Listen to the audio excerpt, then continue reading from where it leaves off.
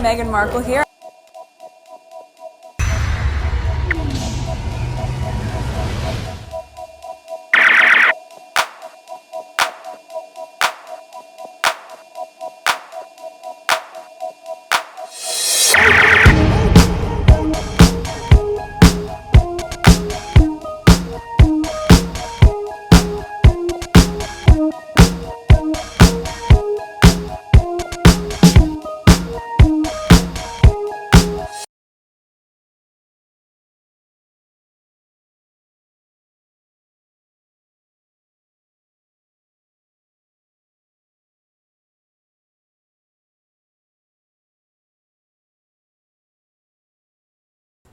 Today is August 11, 2026. It is 1:42 a.m. So I'm taking some time watching some videos here and there, getting lazy before I get started with my own videos. And I was listening to this and I was like, my goodness, this guy, John Fetterman, I think he's from Pennsylvania.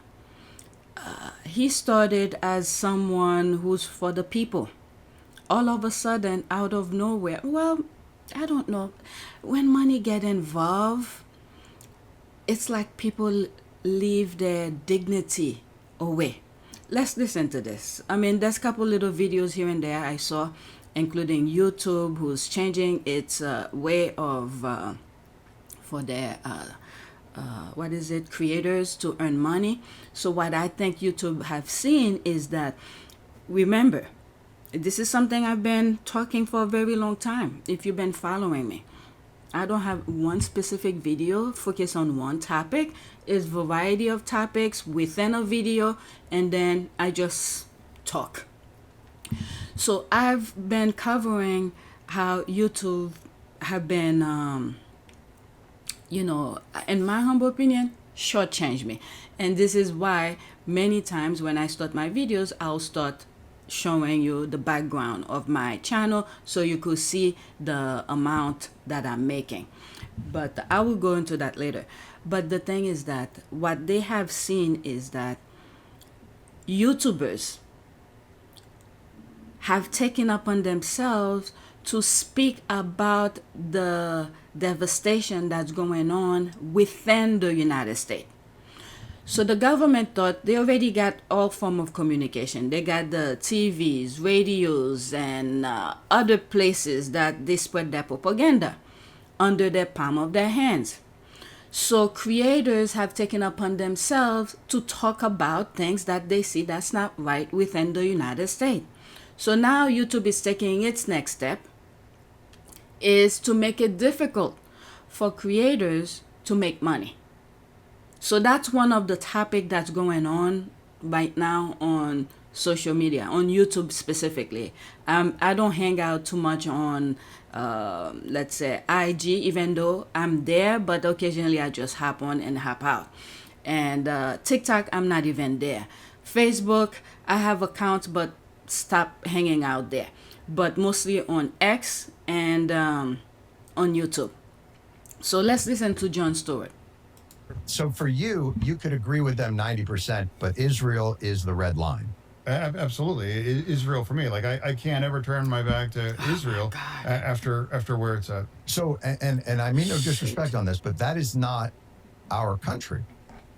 You're saying that these candidates may have great ideas for our economy. They may want to do the exact same thing you want to do in terms of getting money out of politics. They may want to increase the social safety net. They may want to change the balance of power from capital back to labor. But what, I think he's from Pennsylvania. I hope Pennsylvanians are paying attention to that, because Israel is not who you're voting people to get in office to take care of.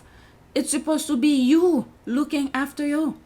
This is why Mandani, the majority of New Yorkers like what he's doing. I've shared some videos here and there about what Mandani is doing in New York, the mayor of New York.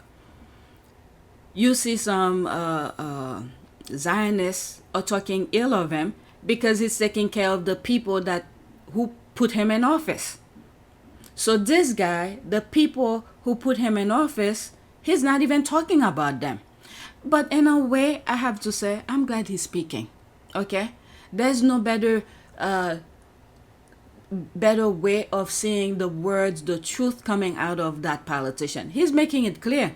Now, if Pennsylvanians vote him right back in again, now I have a problem with Pennsylvanians. Okay, whether you're Democrat, Republican, Independent, whatnot, I don't care. Because he's supposed to look out for your better interests. This is why you put him in office. So let's continue. But if they don't agree with you on Israel, you don't want them in your party. Well, I don't know who you're referencing to specifically. No, I'm referencing what you just said. Name So one. in other words, Syed or AOC or Bernie Sanders, I assume you agree with a lot of what they say economically. And what I'm saying is, like, if you are a DSA member, if you are a member of a specific political party, run under your own banner. And now, I think Bill Maher said something very insightful. He said, I agree with that part, what he just said here, because I have said from this point on, when people are voting, they should look at the person himself or herself. If he has been or she has been in office, look at his or her history. How has they voted in the past? So you could see if they are for the people of the United States. Okay? Whether it's independent, Democrat, Republican. Because right now, people are, there's like confusion. It's no more two political parties anymore, Republican or Democrat. Before, many people say, oh, I will not vote for Democrat or I will not vote for Republican because whatever. But now that Israel have entered the room, have entered the chat and paying both sides, okay? Republican and Democrat. So it's up to the individual whether they want to keep their loyalty to the United States or their morality in check. These are where you have to look into. And as I'm saying some of these things, especially the UK, people outside the United States, pay close attention to see what's going on in the United States because it's happening everywhere. Okay? Let's continue. you know, the DSA are colonizing the Democratic Party. So just be Democrats if you're going to run under the Democratic Party for that. Why have a DSA party for overall? So run on that, and you all understand. It's just an organization. It's not. We have a two-party system. You know what this entire exchange reminds me Okay. of? This guy was talking about it, and I think I saw it a while back on Twitter, but I skipped it a little bit. But I've been seeing it over and over again. So since I started, let's finish here his commentary. I didn't start his intro, but let's see how he finished it. How people say that us leftists and progressives are focusing too much on Israel when we have so many issues at home. But here's the problem. They're the only country we send our tax dollars to that is actively live streaming a genocide using our tax dollars. So we could do a lot of work here at home if we had senators and representatives that actually represented the districts and the states that they are supposed to. Okay, you see what he's wearing? A shirt of Mandani with the New York Knicks. Alright? So, again, the United States always up front. The world tends to look up to, good or bad. I'm not saying the United States is perfect. Okay? Keep that in mind. But the thing that is being displayed at a global scale, what the United States is displaying, okay? It is worth watching. They try to use propaganda, blind the people of the United States from seeing what its government is doing. It worked in a certain part of the country, but the people, especially in blue states, open other people's eyes. Okay, you have Midas Touch. You have so many small YouTubers. I don't even know who this guy is. I just stumbled on his video by accident. Him, for instance. Okay, they're taking it upon themselves to let the rest of the population know what is really going on. Okay, so even though YouTube is trying to suppress creators from making money, we are fighting for our future, for our kids' future. Because if they get away with what they are doing right now, the future for our kids, it's really dark. Okay? So let me pause for a second and then see what I could add on my list to share with you. That was not on my list, but now it is, I guess. You see, this is what's happening here. A lot of YouTubers, this is why YouTube is doing what it's doing. Majority of the thing that popped up on my screen, okay, recommended are people who's talking about the political aspect of the United States. Okay, North Carolina, Trump voters react to him saying America aren't against Iran war, whatnot. I went door knocking in East Tennessee. I sometimes listen to this guy. I think he's from Tennessee. He makes sense. I think I'm following him. White men call out racism. Okay, these are the things people are talking about, and which is against what the system want to happen. They literally push us to talk about it because mainstream media are not talking about these things. So people are taking upon themselves to tell the government or other Americans, this is what's happening in your country. And this is why I was so shocked when Meghan went to the UK and the media was just talking nonsense non-stop about her and nobody said anything.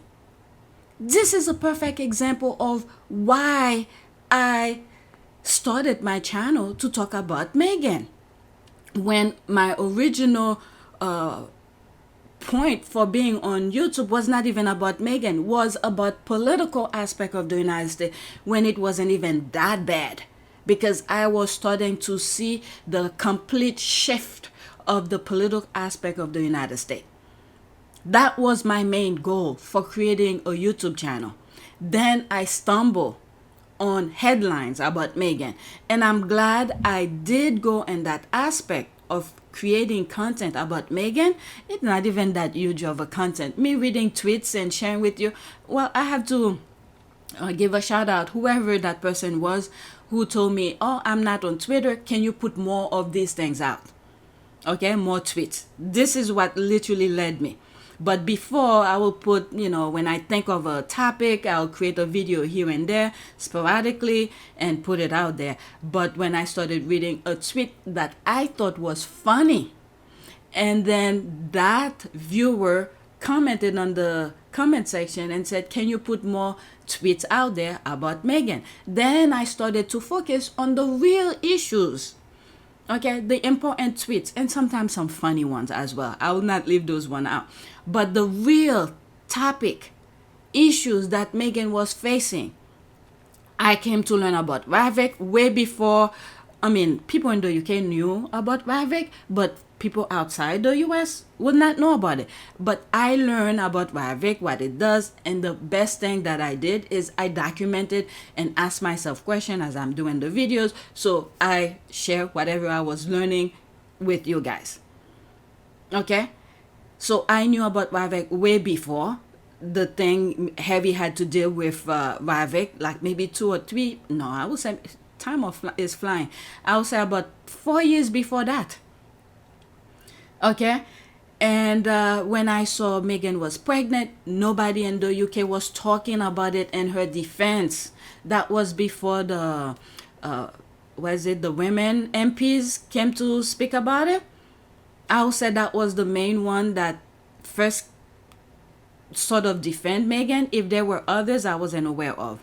The papers, security issues, these were the real issues. So I came to learn how the system in the UK was through me creating video content for you guys.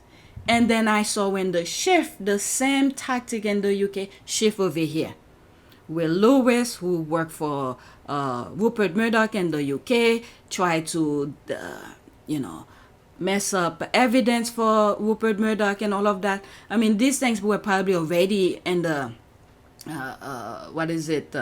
public domain already, but it wasn't really in the U.S. If it wasn't for me looking into Harry and Meghan, okay, I came to learn about these things. And then once I saw Will Lewis, a very, in my humble opinion, a corrupt person, left the UK, come to the United States, taking on top respected newspapers in the US, and I was like, that's it, it's done with. So this is what Americans are doing. They're taking it upon themselves to talk about what the government is doing. It's like they were blindsided.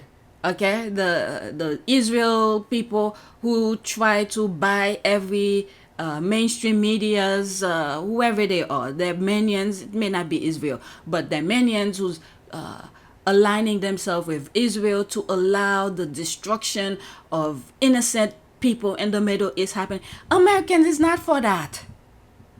Americans are not for the nonsense that you see the government is doing. You see, I'm not the only one. Everybody, almost everybody who have a YouTube platform, it pushes them to create content about the devastation that they see not only happening to them, also happening to others. Okay?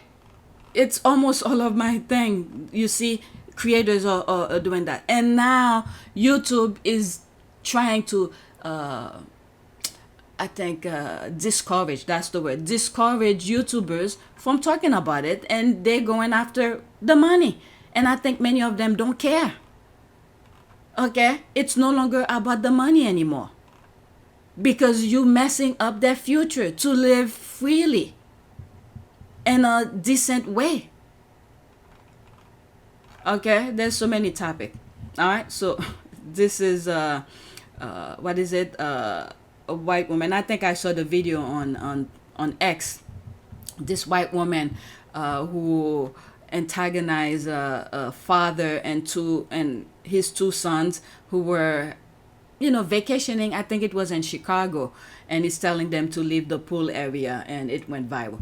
Okay, so let me pause and get back. This lady as well is a YouTuber as well, talking about the racism, those things that the U.S. is facing right now. I don't know if it's because 92%ers vote the way that they did, and they said they're stepping back. They're not, the mess that's happening in Washington, it's not the 92%ers' fault. So let it just stay back and let the destruction happening that allowed more Americans to see what really is happening. Because the barrier that African American used to create to prevent the rest of the population from experience the cruelty that African American were experiencing, now that barrier is no longer there, so they are seeing it and they're speaking out. And when it comes to Haitian, okay, I've created a lot of videos about Haitians, and I was surprised to see, I'm gonna look for that tweet since it crossed my mind, Haitian guy in Florida who has a restaurant, and came to find out he voted for Trump. Let me pause and look for it. All right, so this is the tweet that I was making reference to. Okay, so this is what I was saying. I've made a lot of videos about Haiti, how they're trying to get back on their feet, and the negative thing that's happening in Haiti, and people they appointed to run the country, hiring American security thing to kill Haitian and whatnot. Okay, I spoke about that. Now, there's this Haitian guy who's citizen in the U.S. He has a restaurant somewhere in Florida. You telling me, after everything you have seen and things that Trump have said, you went and vote for him? Okay? I cannot feel sorry for this guy, because you saw his first term, putting kids in cages and doing so many things. And he would have done so much more to destroy the lives of Americans if the people that was in his cabinet allowed him to do it. That was his first term. They prevent him from doing more destruction to the American people. Served as the chief of staff of the Department of Homeland Security under the Donald Trump administration. I would go into the office, I would read my intelligence brief, and then it was my job to help the Department of Homeland Security to keep our country safe. What we saw week in and week out, and for me after 2.5 years in that administration, was terrifying. We would go in to try to talk to him about a pressing national security issue, cyber attack, terrorism threat. He wasn't interested in those things. To him, they weren't priorities. The president wanted to exploit the Department of Homeland Security for his own political purposes and to fuel his own agenda.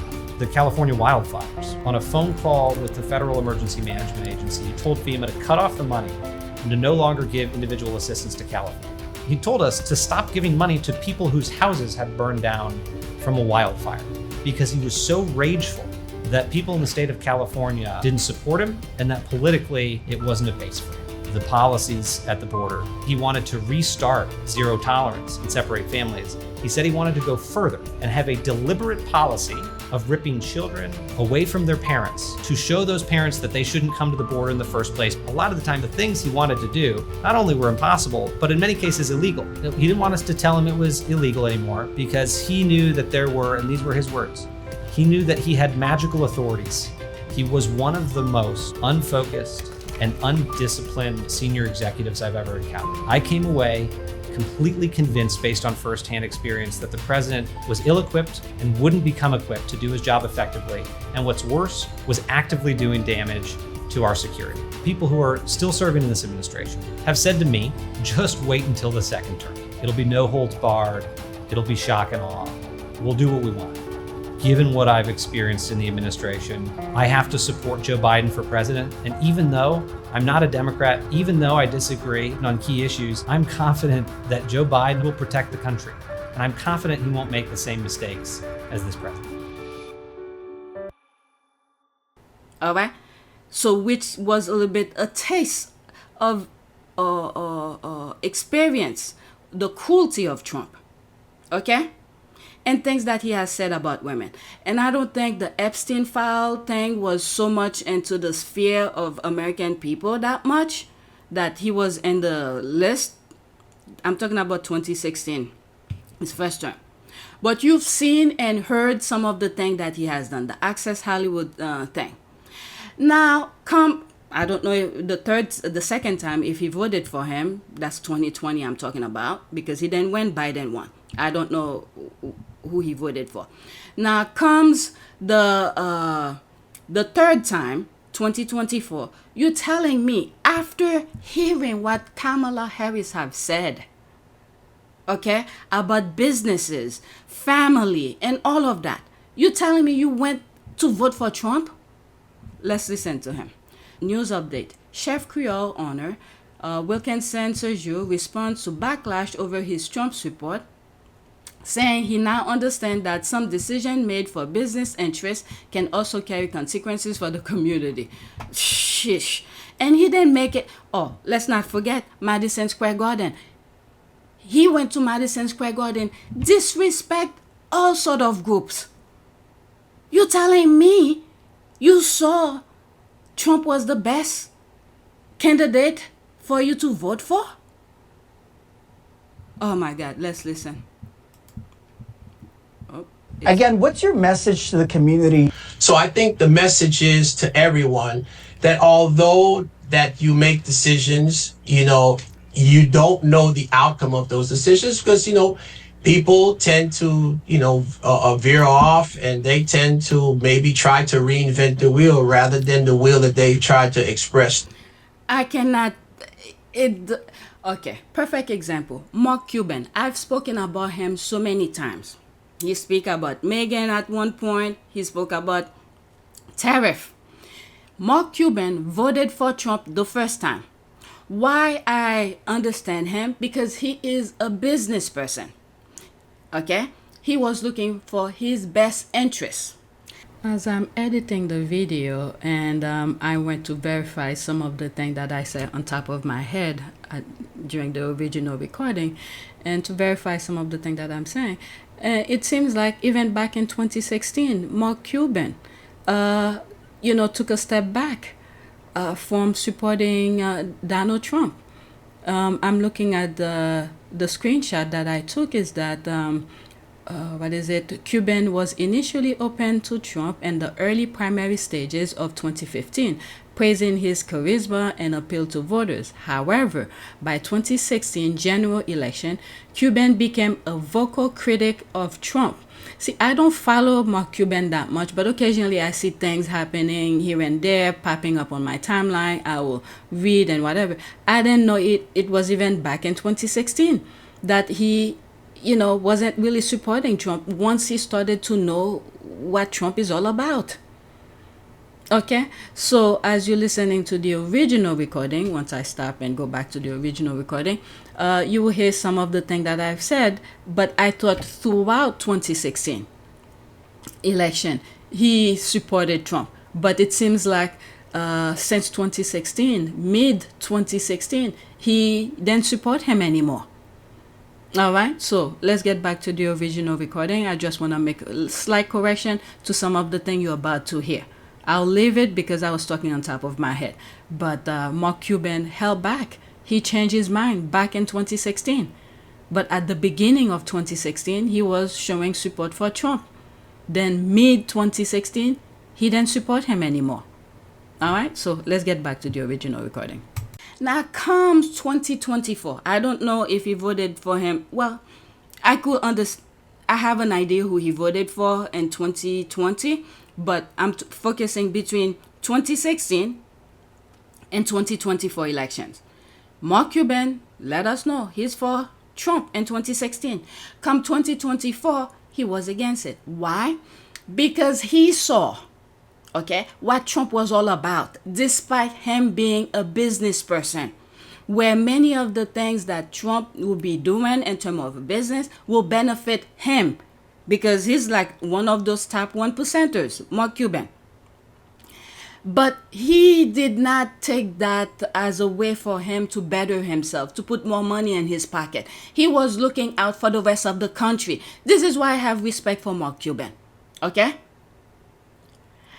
He was going, every opportunity that he had, he went on national television explaining to people who then go to school, don't understand the business aspect of things, what tariff means and how it impacts every single American. But to your point, right, what is it, 75% of manufacturers have under 20 employees, right? There's like 4,000 companies that have more than 5 manufacturing companies. Donald Trump is trying to come in with a hammer and say, right, you're the nail. I'm going to hit you with a 200% tariff, John Deere. Kamala Harris is saying, I'm going to give you incentives to manufacture more. Which do you think is going to work better with companies? Do you want to be underneath a hammer? Because when you put a 200% tariff on John Deere and only a 10 or 20% tariff on their Chinese competitors, their Chinese competitors are now less expensive than John Deere. And it's not so easy. We saw what happened with Carrier, right? When in 2016, they said, if you move down, right, we're going to tax you more, 35% tariff back then. And what Carrier did, they gamed the system. Right? They just fired different employees. He took it upon himself to go on TV talking about it, to let people know that Trump's tariff kind of talking point will not be beneficial for the American people. So that alone, I cannot feel sorry for this guy. I could understand him the first time, the same way I give a pass to Mark Cuban for voting for him the first time, because he is a business person. He will look for his best interest, which is what most voters should be looking at when it's time to vote. Look the best candidate that will be beneficial to you. For Mark Cuban, his ideal, he's a white man, okay? That's a plus for him. And he's very rich. That's another plus for him. So I could understand him voting for Trump the first term, including the second term as well. And third term. Not third term, the second term, 2024. I could understand him voting for him because You know, many of the things black people will be facing, he will not be facing. Okay? But still, he took it upon himself. He was looking out for the country and for his pocket as well. Okay? His pocket is first, then the country. So he informed American people how tariff will affect all of us. And this guy didn't see that if he is a business person. And then he's a black man. That's completely opposite of Mark Cuban. And you saw you had to vote for him. And I could understand why African American, the foundational African American, are having issues with, you know, Caribbean people and all of that. Because they've been at the trench fighting. And then their fight helped this guy. Okay? And myself as well. So when it's time to do the right thing, you have to look at the better picture for everybody. This guy is selfish to the core, in my humble opinion, for not voting for Kamala Harris. And he had the nerve. I'll be embarrassed to even come out and talk about that. My goodness, let's finish listening to him. To you. And we also just got to be much more conscious about how we make our decisions, and know that our decisions will not just affect, you know, is not just discretionary to the business, but also can spill over to your community as a whole. Do you still support the president? Well, definitely, I can't support a candidate that is having this ripple negative effect on our community, you know, on our economy. We can't do that. I was given the impression, like everyone else, you know, him being a business person, that he understands. This is a talking point for the first term. Second term, it doesn't work. Okay? It doesn't work like that. The second term, you have a full picture, a full idea of what Trump is about. People who have worked for him went on TikTok, on their platform, to explain what Trump is all about. We had all the warning sign about him. The first term, I will let it go. But the second term, what he's saying right now, that would have been for the first term, when you don't know what his political thing is in terms of governing. But you had an experience already. You know, how business is conducted and how he's able to grow and make businesses much more effective, you know, in order to be a better vehicle for your community. And obviously, at this point, as of today, that's not the point. It's too late. It's too late. Okay? His talking point right now would have helped in 2016. I would have let it go back in 2016 or a little bit after 2016. But you had the experience already of Trump policies, how he's trying to run the government, things he wants to do to kill protesters. All of this worked in terms of your decision making. Okay, where he's telling his people in his cabinet to shoot protesters. He literally said that in the first term. It's because people who know the law who said no, it cannot be done. And look what's happening now, his second term. People are literally dying on the street. So we had a precursor of Trump already. So he is part of the problem. I really do feel sorry for African American, the foundational African American, when you should have alliances that will come and help with the cause that you've been fighting for since slavery.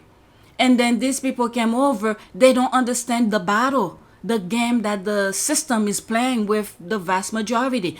And this is why Israel said they don't like foundational African American. Video of the Israeli government holding a private convention here in the United States. One of the people in attendance at this secret meeting was Judith Varnai Shorer. She's a former Israeli consul general who was operating out of Atlanta.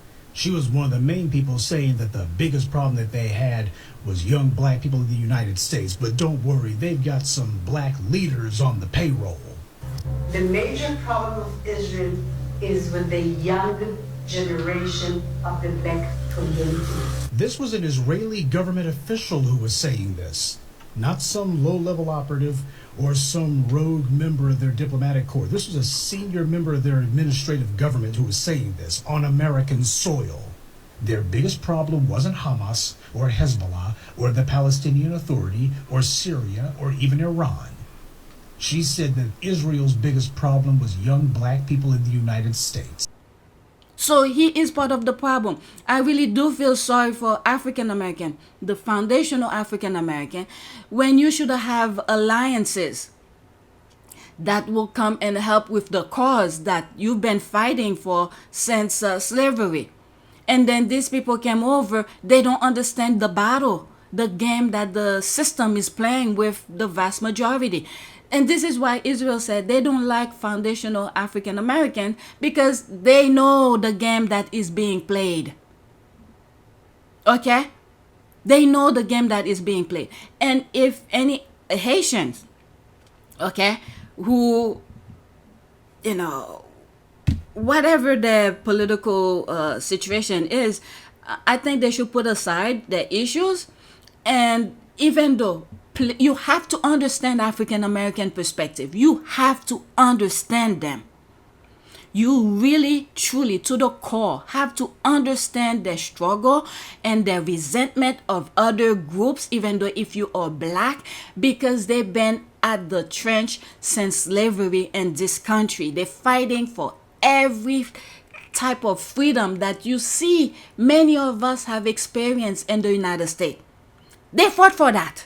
And then we came over and we took the pleasure of enjoying it and then not giving them the respect for the fight that they have done. So you have to understand them. Despite their resentment, okay, of other groups of Caribbeans or whatnot, take it as a badge of honor and remain support of them, because the fight that is going on, it's much bigger than just them. To take a step forward into what I hope can be a more peaceful life. I was born into this life, and it is a great honor to serve my country and the Queen. When I lost my mum 23 years ago, you took me under your wing. You looked out for me for so long, but the media is a powerful force. And my hope is one day our collective support for each other can be more powerful, because this is so much bigger than just us. What I see is happening here, okay? Some of the things that Trump is saying right now, which is beneficial right now for African American, they should take full advantage of it. I'm not saying, hey, African American know the foundational. When I say African American, I'm talking about the foundational African American. They know better than I am, so I cannot tell them what to do. But the thing is that what I see is happening here, Trump, they know how to play this very well. They're trying to isolate every other minority groups. Isolate, okay? Little pockets here, Haitian there, Jamaicans here, Trinidadian over here, Puerto Rican is part of the United States. Never mind, Puerto Rican is out. Dominican is over there or whatnot. Every little minorities, they separate them. And then keep African American in the center by themselves. And then this is when they're gonna continue, they're gonna pick up and start going after African American. I mean, African American been in the fight since, they never stop. But the key thing here is to isolate African Americans, foundational African American, so they could go after them more directly. Because all the other groups, the Haitian, the Jamaicans and Dominicans and whatnot, they still confused. They don't understand the games the system in the US is playing. Okay, you know how I said certain groups have been put in a box. Let's say, for instance, Black Brits, for instance. You see doors that should be open for many talented Black Brits. They are very selective of who gets in and who don't get in, because the system, white supremacy, already holding the key to those doors. So they're holding the key of who gets, and so many black Brits sort of, I don't know if they're aware of it, but from the outside, they are immune to that system in the UK. When they come to the United States, they tend to bash some unknowingly, okay, bash foundational African Americans. I've done a video in the past where this actress, a black mixed race Brit, came to the United States. She played with Tom Cruise in one of his movies, and she said something. I still don't remember what she says, but at that time I felt very upset about what she said, because there have been many black actors who paved the way for her to be able to come in and be received in the US. Okay, I'll show you the thumbnails of that. It's on PYTE. So many things. A lot of black Brits have been immune to that system. You could see many black Brits are taking roles that African American could have easily played. Okay, so they're already isolating African American in many different sectors and groups. So they want to keep them isolated so they could go after them. So what many other minority groups, the Haitians, the Dominicans, I don't know, I will not put too much faith on Dominicans because they don't consider themselves black, so they have their own issues to deal with. But whatever, those who get it will get it. Jamaican, Trinidadian, Bahamians, and whatnot, okay, those groups, okay, remain to support, back up African Americans, because African Americans know the battle. The white supremacists want to isolate foundational African American because they have been at the trench, their mind consistently working. Okay, so this is why they know what is going on. Their mind always working. It never stop. It never take a break. So they know the steps of those white supremacists. So all those other minority groups that they're isolating, okay, despite the resentment of the anger that many African Americans, foundational African Americans, are feeling toward you, put that aside. Put that aside. Because your wealth that you have accumulated in the United States, if it in the United States you have accumulated it, okay, it's because of them. If you were rich back in your country, you come here and continue your success, still it's because of African American. So put aside the pain that you see African American is throwing toward you. You should have a very basic understanding why their pain is throwing at you, because they have worked their butt off since their ancestors were freed from slavery. They have been fighting the system. We have become the recipient of their struggles. We enjoy the fruit of their labor. So put aside your freaking nonsense that you came from your respective countries aside and continue support African American, because the white supremacists do not know any other group but themselves. Okay? Listen to African American, the issues that they are facing, and understand it and support them. All right? The whole goal these white supremacists are trying to do is eliminate any other groups but themselves. And then once, I don't know what their main goal is at the end, the ultimate goal, because if they're removing every other groups, then they're gonna have themselves, and then now they're gonna go after the women and whatnot. And I don't know, these white supremacists are crazy talks or lunatics. They have no concept of reality, of understanding pain of other people, none of that. So Jamaican, Haitians, I want to say Dominican, but Dominican need to have a self-check. Who else? Africans who come from different part of Africa. All of these groups, okay, support African American despite the pain that they're throwing at you, because they fought the fight. including the last election, 2024, 92% of black women voted for Kamala Harris, which would have helped everybody. Fraudsters who ripped off consumers. Cheaters who broke the rules for their own gain. So hear me when I say, I know Donald Trump's type. And this is not what we're getting right now. Despite their pain and suffering they're throwing at you, have a basic understanding. See where they're coming from. Then you will understand why they are upset of other groups. Because the fight that they are fighting, it's much bigger than just them. Right now, the white supremacists have step 1, step 2, step 3. Once they reach a roadblock, they put a pause to their cause, and then they create a different sub agenda to why that roadblock is happening. Right now, their roadblock is African Americans. So they already have step 1, step 2, step 3, how to eliminate that roadblock. And this is where we are right now. The roadblock right now for those white supremacists are African American. So all these other groups, despite what you are seeing, support African Americans.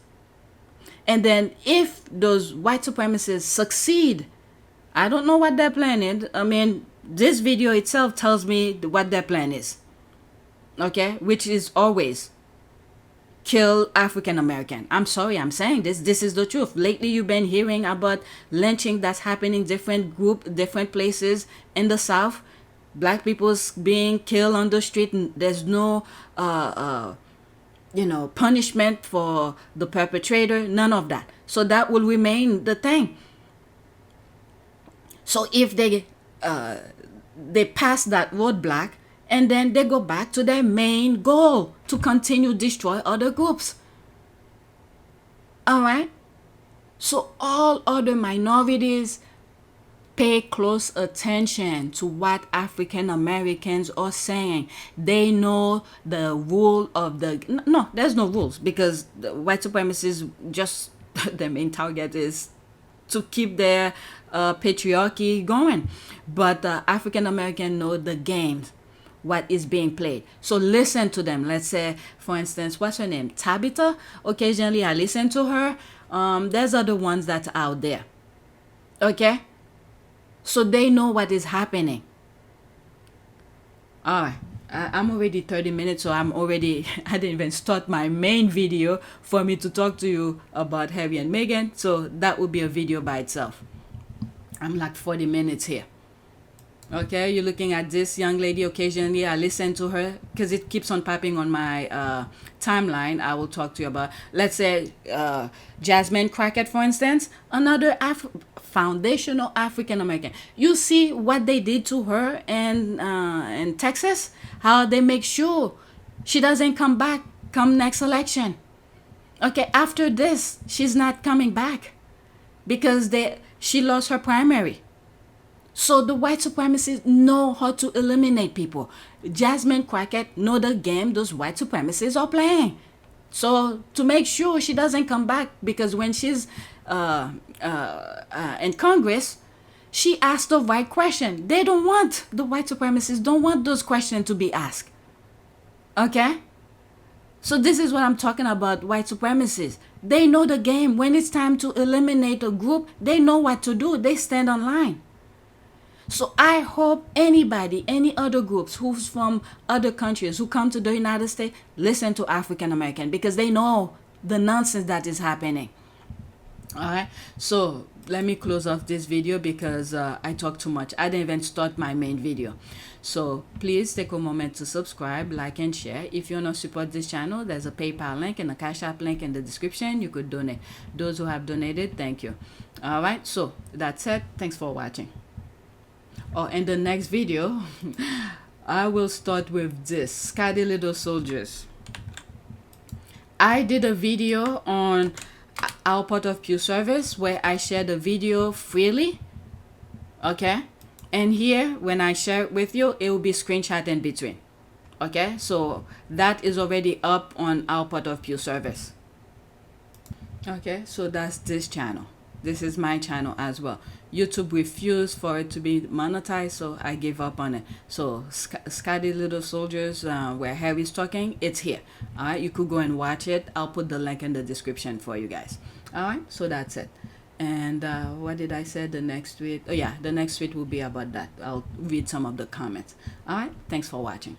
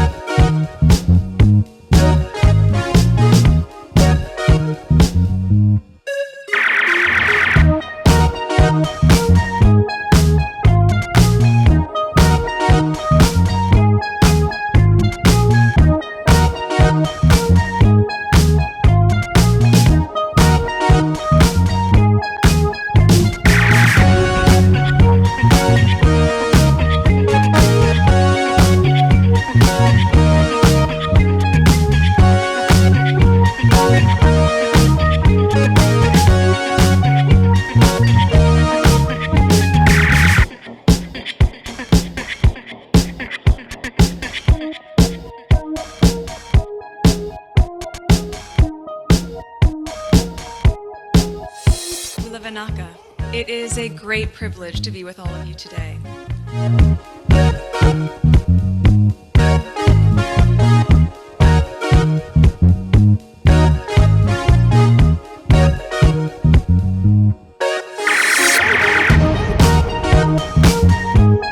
You know, we ask for forgiveness and please come back.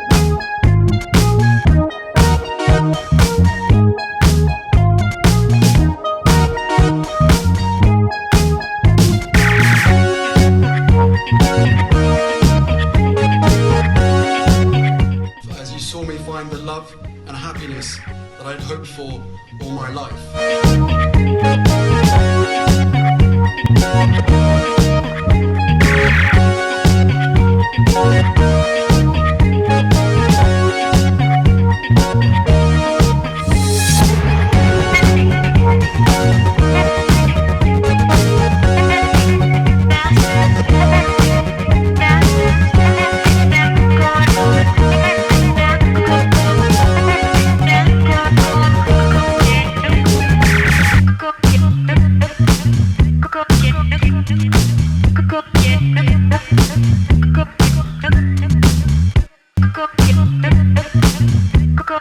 You are all in this together. And if I may speak personally, we are all in this together.